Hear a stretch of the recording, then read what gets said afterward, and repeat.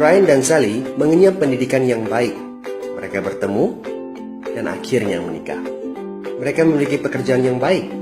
Brian memiliki jabatan tinggi di sebuah perusahaan multinasional, berpenghasilan besar, mendapat fasilitas dari kantor berupa mobil dan rumah. Mereka sangat menikmati hidup. Sering nongkrong bersama di coffee shop sepulang kantor, nonton di bioskop, mampu membeli baju dan tas yang matching, dan pergi berlibur sesekali. Tapi, kenyataan sebenarnya tidaklah demikian. Utang kartu kredit mereka terus menumpuk tak berujung. Setiap akhir bulan merasa kehabisan uang. Mereka memiliki barang-barang bagus, tetapi tabungan masa depan kacau balau. Brian dengan mudah membeli ini, tapi bukan ini. Tabungan 100 juta pun rasanya masih jauh sekali. Sudah kerja lebih dari 10 tahun, tapi belum sanggup membeli rumah sendiri. Masih tinggal di rumah milik kantor dan mengendarai mobil milik kantor. Tanpa disadari, keluarga ini menggali lubang kemiskinan. Keuangan mereka hanya cukup untuk membiayai kehidupan keluarga saat ini. Mereka harus terus bekerja untuk menghasilkan uang. Pertanyaan yang paling ditakutkan adalah bagaimana jika mereka sudah tua, kemampuan bekerja sudah menurun, atau salah satu anggota keluarga terdiagnosa penyakit serius yang membutuhkan biaya yang sangat besar. Apakah kehidupan Brian dan Sally mencerminkan kehidupan Anda?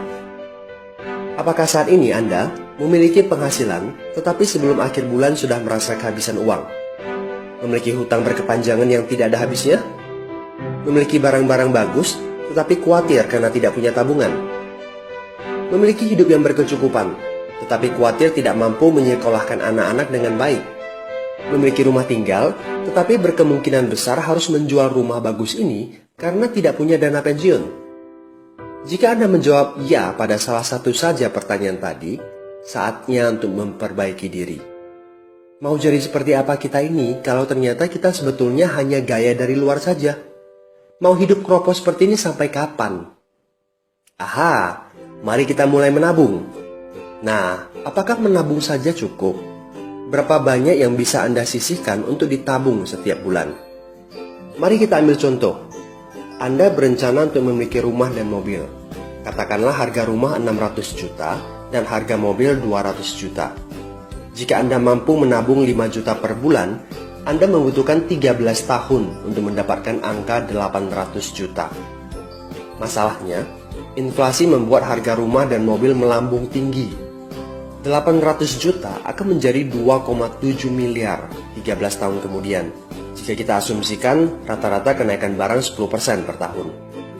Ini masih soal impian untuk membeli rumah dan mobil. Padahal, masih banyak kebutuhan lain yang perlu dipersiapkan jika ingin hidup lebih baik. Bagaimana dengan persiapan dana hari tua? Agar di saat tua dan tidak sanggup bekerja lagi, Anda punya tabungan yang cukup untuk kebutuhan sehari-hari. Asuransi untuk keluarga? Dana pendidikan untuk anak-anak? Dana tak terduga untuk keperluan dadakan jika dibutuhkan, seperti keluarga sakit, dan lain-lain. Artinya, Anda perlu lebih banyak uang untuk ditabung. Bayangkan jika satu bulan Anda hanya bisa menabung kurang dari 5 juta.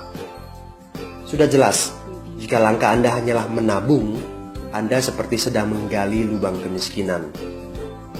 Hal utama yang perlu Anda lakukan adalah meningkatkan penghasilan Anda. Anda mungkin bertanya bagaimana saya bisa melakukan itu dengan segala kesibukan yang saya miliki sekarang. Apakah saya bisa tetap mencari income tambahan di luar sana tanpa mengganggu pekerjaan utama saya? Seandainya bisa, apa yang bisa saya kerjakan saat ini? Nah, langkah pertama yang perlu Anda lakukan saat ini adalah menghubungi teman yang menunjukkan video ini kepada Anda. Dia punya akses untuk jawaban dari pertanyaan Anda. Informasi, itu yang Anda butuhkan saat ini. Terbukalah, seperti parasut, pikiran hanya dapat bekerja saat terbuka. So, segera hubungi teman Anda dan dapatkan video informasi berikutnya.